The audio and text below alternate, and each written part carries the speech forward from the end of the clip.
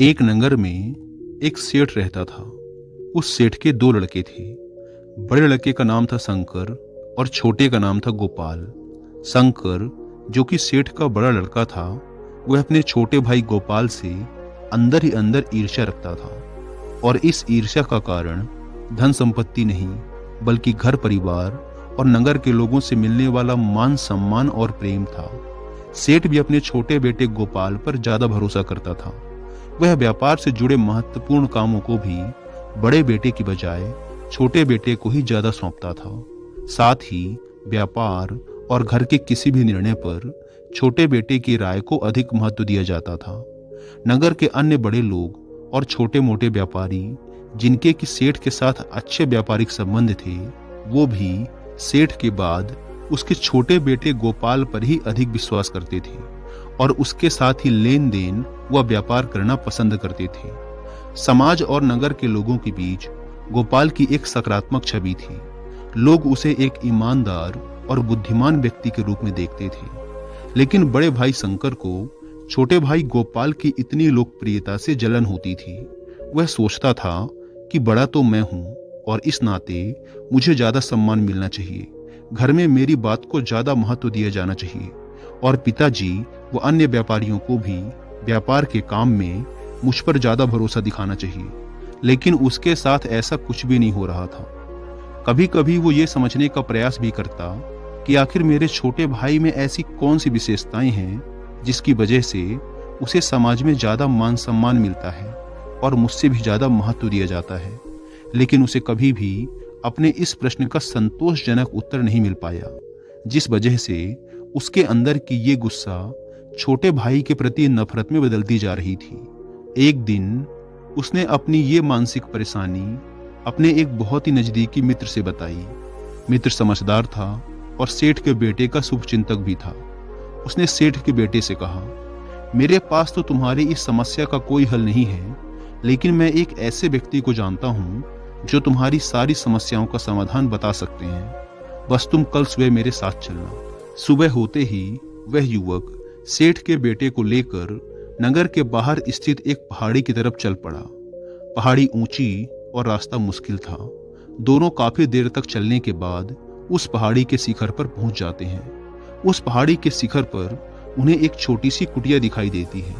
कुटिया को देखते ही वह युवक सेठ के बेटे से कहता है, इस कुटिया में एक महात्मा जी रहते हैं जो कि बहुत ही ज्ञानी और बुद्धिमान हैं। जो भी इनके पास आता है अपनी समस्या का समाधान लेकर ही जाता है। तुम भी उनके समक्ष अपनी सारी मानसिक व्यथा कह देना, तुम्हें तुम्हारे प्रश्नों के उत्तर मिल जाएंगे।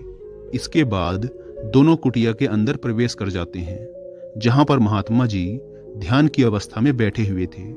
दोनों के अंदर प्रवेश करते ही महात्मा जी अपनी आंखें खोलते हैं और मुस्कुराकर उनके आने का कारण पूछते हैं। दोनों युवक महात्मा जी को प्रणाम करते हैं और फिर सेठ का बेटा अपनी परेशानी बताना शुरू कर देता है। वह कहता है, मुनिवर, हम दो भाई हैं, लेकिन मेरे छोटे भाई गोपाल को हर जगह मुझसे अधिक महत्व दिया जाता है। परिवार और समाज दोनों जगह उसे मुझसे अधिक काबिल समझा जाता है। पिताजी भी व्यापार के सबसे महत्वपूर्ण काम उसे ही सौंपते हैं। वह सबकी नजरों में एक समझदार, बुद्धिमान और जिम्मेदार इंसान है, जबकि मैं एक नकारा, और इस वजह से मुझे अपने छोटे भाई से ईर्ष्या होने लगी है। लेकिन मुझे समझ नहीं आ रहा कि मैं गलती कहाँ कर रहा हूँ। आखिर मैं भी अपने छोटे भाई की तरह समाज में मान सम्मान और इज्जत कैसे पा सकता हूँ। सेठ के बेटे की पूरी बात को ध्यान से सुनने और समझने के बाद महात्मा जी ने कहना शुरू किया, समाज में जिन लोगों को दूसरों से ज्यादा मान सम्मान और प्राथमिकता मिलती है, उनके अंदर कुछ खास विशेषताएं और आदतें होती हैं, जिसकी वजह से वो भीड़ से हटकर अपनी एक अलग पहचान बना पाते हैं। आज मैं तुम्हें 15 ऐसी बातें बताऊंगा जिन्हें अगर तुम अपनाते हो तो तुम भी लोगों के बीच अपनी एक अलग पहचान बना पाओगे और उचित मान सम्मान हासिल कर पाओगे। महात्मा जी ने कहना शुरू किया, पहली आदत, बेढंग तरीके से रहने वाले व्यक्ति को लोग कभी भी उतनी इज्जत नहीं देते। जो लोग साफ सुथरे और चुस्त तंदुरुस्त होते हैं, उन्हें लोग एक अलग ही नजरिए से देखते हैं। इसीलिए सबसे पहले अपने व्यक्तित्व में सुधार लाने की कोशिश करो।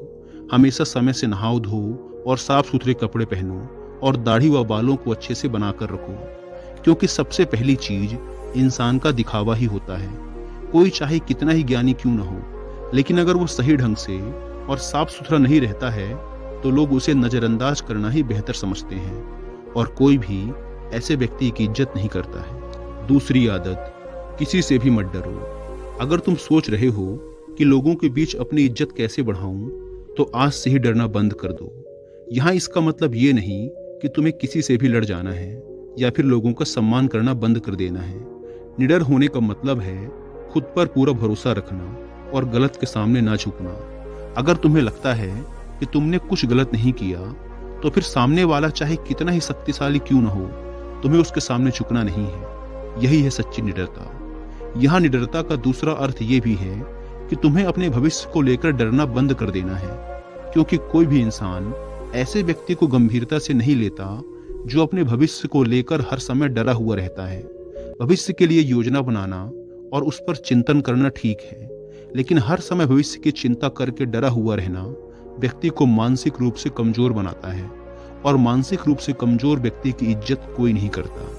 इसीलिए तुम्हें भी निडर बनना है और समाज को यह दिखाना है कि तुम्हारे अंदर किसी भी चीज को लेकर कोई खौफ नहीं है और तुम सत्य और न्याय के लिए हमेशा सच बोलने के लिए तैयार हो। खुद को मजबूत दिखाओगे तो अपने आप को ज्यादा सम्मान दिलवा पाओगे। निडर लोगों का लोग खुद सम्मान करते हैं। तीसरी आदत, हर समय उपलब्ध रहना छोड़ दो। तुमने एक बात तो जरूर सुनी होगी कि किसी भी जगह पर बार बार जाने से या किसी के लिए भी तुरंत हाजिर हो जाने से आदमी अपनी इज्जत खुद कम कर लेता है। ऐसी स्थिति में लोगों की नजरों में हमारा महत्व कम हो जाता है और वो ये सोचने लगते हैं कि अरे उसे तो कभी भी बुला लो, या फिर उसे बुलाने की जरूरत नहीं है, वो तो अपने आप ही आ जाएगा। मतलब कि ऐसी स्थिति में कोई भी व्यक्ति हमें गंभीरता से नहीं लेता। आज के समय में लोगों को थोड़ा सा इंतजार कराना बनता है, तभी वो हमारा सम्मान करते हैं। चौथी आदत, अपने जबान के पक्के बनो। समाज में बहुत ही कम लोग ऐसे होते हैं जो अपनी दी हुई जबान पर खरे उतरते हैं। अगर तुम सोच रहे हो कि समाज में अपनी इज्जत कैसे बढ़ाऊं, तो खुद को ऐसा बनाओ कि लोग तुम पर तुरंत विश्वास करने को तैयार हो जाएं। कहने का अर्थ ये है कि अपनी दी हुई जबान को हमेशा पूरा करो। अगर तुमने एक बार लोगों के सामने कुछ करने का वादा कर लिया तो समझो कर लिया, अब तुम्हें वह काम पूरा करना ही है। ऐसे व्यक्ति को लोग बहुत ज्यादा सम्मान देते हैं और उसकी इज्जत भी करते हैं, तो ऐसा बनने का प्रयास करो। पांचवी आदत, सामाजिक कार्यों में बढ़ चढ़कर हिस्सा लो। गांव या नगर के सभी लोग हमें कब पहचानते हैं? जब हम सामाजिक कार्यों में हिस्सा लेते हैं और वहां अपने काम के दम पर अपनी उपस्थिति दर्ज करवाते हैं। समाज में अपना सम्मानजनक स्थान बनाने के लिए ऐसा करना बहुत जरूरी है। यही वो मौका होता है जब हम सभी लोगों की नजरों में आते हैं। लोग हमारे काम और व्यवहार से प्रभावित होते हैं और उनके मन में हमारे लिए इज्जत बढ़ती है। इसीलिए जब भी तुम्हें अपने गांव या नगर के लिए कोई धर्म का काम या फिर लोगों की सेवा करने का अवसर मिले तो जरूर करो, मौका मत छोड़ो। छठी आदत, बेझिझक जवाब दो। आज वो दौर है जहां कमजोर व्यक्ति को तुरंत दबाने की कोशिश की जाती है और एक बार दबने के बाद वो बार बार हम पर हावी होने लगते हैं। फिर उन्हें देखकर दूसरे लोग भी हमारे साथ ऐसा ही करने का प्रयास करते हैं, जिससे लोगों के बीच हम एक मजाक बनकर रह जाते हैं। व्यक्ति को अपने साथ ऐसा होने से रोकना चाहिए। बेझिझक होकर जवाब दो, ताकि सामने वाला व्यक्ति और दूसरे लोग ये तुरंत समझ जाएं कि ये आदमी काबू में आने वाला नहीं है और वो तुमसे बेवजह उलझना बंद कर दें। आज के दौर में अपनी इज्जत खुद करवानी पड़ती है। सातवीं आदत, अपने समय का सदुपयोग करो। अगर तुम जानना चाहते हो कि अपनी एक अलग और शानदार पहचान कैसे बनाएं, तो आज से ही समय को बर्बाद करना छोड़ दो। हमने बहुत से ऐसे लोगों को देखा है जो अपने जीवन को इतने अनुशासन से जीते हैं कि उनकी बराबरी कर पाना मुश्किल है। यकीन मानो, हर व्यक्ति ऐसे इंसान का सम्मान करता है जो अपनी जिंदगी को अनुशासन के साथ जीता है। लेकिन अगर तुम अपने समय को यूं ही बकवासबाजी, टाल मटोल और फालतू के कामों में बर्बाद कर रहे हो, तो कोई भी तुम्हें पसंद नहीं करेगा। फिर इज्जत करना तो दूर की बात, लोग तुम्हारे बारे में ताने मारेंगे और उल्टे सीधी बातें करेंगे। इसीलिए अपने खाली समय में भी कोई ऐसा काम करो जिससे तुम्हें नहीं तो कम से कम किसी दूसरे को ही लाभ हो जाए। 8वीं बात, किसी एक क्षेत्र में सफल बनो। अगर तुम किसी भी एक क्षेत्र में सफल हो जाते हो तो फिर लोग तुम्हारी अपने आप ही इज्जत करने लगेंगे, क्योंकि आज के जमाने में लोग सिर्फ सफल लोगों की ही कदर करते हैं। तुम चाहे कितने ही बुद्धिमान और ज्ञानी क्यों न हो, लेकिन अगर तुम सफल नहीं हो, तुम्हारे पास कोई अच्छा काम या व्यापार नहीं है, तो फिर लोग तुम्हें पूछेंगे तक नहीं। इसीलिए इंसान को सबसे पहले सब कुछ भूल कर अपने काम पर ध्यान देना चाहिए, क्योंकि जैसे ही तुम सफल हो जाओगे लोग अपने आप ही तुम्हें सम्मान देने लगेंगे। 9वीं आदत, अपने हुनर और खूबियों को लोगों के सामने आने दो। कुछ लोग वैसे तो हर समय सोचते रहेंगे कि अपनी इज्जत कैसे बढ़ाएं, लेकिन उसके लिए जो जरूरी कदम है वो नहीं उठाते। समाज में लोग इज्जत करते हैं हुनर की, काबिलियत की, अच्छे व्यवहार की, न कि किसी इंसान की। आज के समय में समाज में इज्जत पाने के लिए तुम्हें अपने अंदर छुपे हुनर को लोगों को दिखाना होगा, तभी तो लोग तुम्हें खास समझेंगे और तुम्हारी एक अलग पहचान बनेगी। इसीलिए तुम्हारे अंदर जितने भी अच्छे गुण और हुनर हैं उन्हें लोगों के सामने आने दो, तभी तुम्हारी इज्जत होगी। 10वीं आदत, दूसरों से ज्यादा ज्ञान और जानकारी हासिल करो। अगर तुम अपने मोहल्ले और नगर में सबसे ज्यादा सम्मान पाना चाहते हो तो तुम्हें अन्य लोगों की तुलना में ज्यादा ज्ञान हासिल करना होगा, जानकारी हासिल करनी होगी और खुद को जागरूक रखना होगा, ताकि जब तुम बोलो तो लोग तुम्हारी बातों को ध्यान लगाकर सुने। इसके लिए तुम किताबें पढ़ सकते हो और जानकार व ज्ञानवान लोगों से वार्तालाप कर सकते हो। जो व्यक्ति जितना ज्यादा ज्ञानी होता है उसे लोग उतना ही पसंद करते हैं और उसकी उतनी ही ज्यादा इज्जत करते हैं। 11वीं आदत, थोड़ा सा धन अपनी सुख सुविधा पर भी खर्च करो। समाज के कुछ लोग सिर्फ दिखावे को ही महत्व देते हैं, और अगर तुम धन कमाकर सिर्फ उसे जमा करते रहोगे और उसे अपनी सुख सुविधा पर बिल्कुल भी खर्च नहीं करोगे तो लोग तुम्हें कंजूस कहेंगे। ऐसे में इज्जत करना तो दूर की बात है, लोग तुम्हें कंजूस कहकर अपने सामने तुम्हारा मजाक उड़ाएंगे। अगर तुम्हारे पास धन है तो लालच करना ठीक नहीं है। तुम अपने धन से कुछ ऐसा काम करो, कुछ ऐसी चीजें खरीदो जिससे तुम लोगों का ध्यान अपनी ओर खींच सको। अगर लोगों को लगेगा कि तुम सच में अपने जीवन को अच्छे से जी रहे हो तो लोग तुम्हारे प्रशंसक बन जाएंगे। 12वीं आदत, महिलाओं की इज्जत करो। समाज में महिलाओं का एक विशेष स्थान होता है। अगर तुम जानना चाहते हो कि समाज में अपनी एक सकारात्मक छवि कैसे बनाएं, तो महिलाओं का सम्मान करना सीख लो। याद रखो, महिलाओं द्वारा किया गया प्रचार बहुत ही जल्द आसपास के क्षेत्र में फैल जाता है। अगर तुम सभी महिलाओं की इज्जत करोगे तो तुम्हारे क्षेत्र में बात फैलेगी कि तुम असल में एक सम्मानित और अच्छे व्यक्ति हो। लेकिन इसके विपरीत अगर तुम महिलाओं की नजर में गिर गए तो फिर समाज में अपनी इज्जत बढ़ाने के बारे में सोचना भी मत, क्योंकि फिर यह काम लगभग असंभव हो जाएगा। 13वीं आदत, अपनी कमजोरी किसी को मत बताओ। एक मजबूत इंसान वह होता है जो अपने दुख को खुद अकेला लेकर चलता है, लेकिन खुशियों को सबके साथ बांटता है। ऐसा इंसान वास्तव में सम्मान का हकदार होता है, क्योंकि यह एक खास गुण है जो हर व्यक्ति में नहीं होता। आजकल लोग दूसरे व्यक्ति की कमजोरी पकड़ने के ताक में लगे रहते हैं ताकि उन्हें घेरा जा सके और लोगों के बीच उनकी खिल्ली उड़ाई जा सके। तुम्हें ध्यान रखना है कि अपनी कमजोरी और गुप्त बातों को सिर्फ खुद तक ही सीमित रखो, अन्यथा लोग तुम्हारी उसी कमजोरी को निशाना बनाएंगे। 14वीं बात, कुछ अलग करके दिखाओ।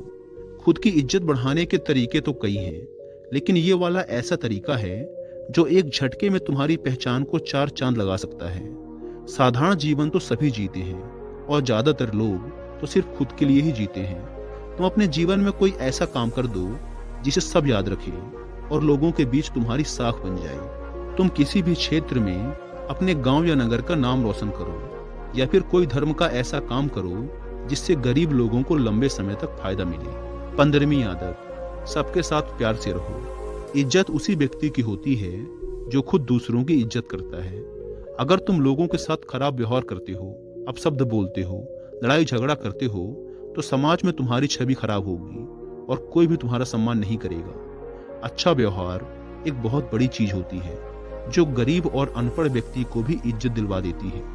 चाहे कोई छोटा हो या बड़ा, अमीर हो या गरीब, सबके साथ प्रेम से बात करो उनके साथ जब भी समय बिताओ, हंसते मुस्कुराते रहो। इस तरह से हर छोटा बड़ा व्यक्ति तुम्हारे व्यवहार से प्रभावित होकर तुम्हारी इज्जत करेगा। अगर तुम इन 15 बातों को अपने जीवन में उतारते हो तो निश्चित रूप से लोग तुम्हें पसंद करेंगे और तुम्हारी इज्जत भी करेंगे। और एक आखिरी बात कि तुम्हें अपने छोटे भाई गोपाल से ईर्ष्या करने की बजाय उससे सीखने का प्रयास करना चाहिए और ये जानने का प्रयास करना चाहिए कि उसके अंदर ऐसी कौन सी आदतें हैं जिस कारण लोग उसे इतना महत्व देते हैं और तुमसे भी अधिक जिम्मेदार समझते हैं। इतना कहकर महात्मा जी ने अपनी बात समाप्त की। सेठ के बेटे ने अपने छोटे भाई से ईर्ष्या वाली बात पर महात्मा जी से क्षमा मांगी और इन 15 आदतों को अपने जीवन में अपनाने का वचन देकर वहां से चला गया। दोस्तों, उम्मीद है कि आपको यह वीडियो पसंद आई होगी और वीडियो में यहाँ तक बने रहने के लिए आपका बहुत बहुत धन्यवाद।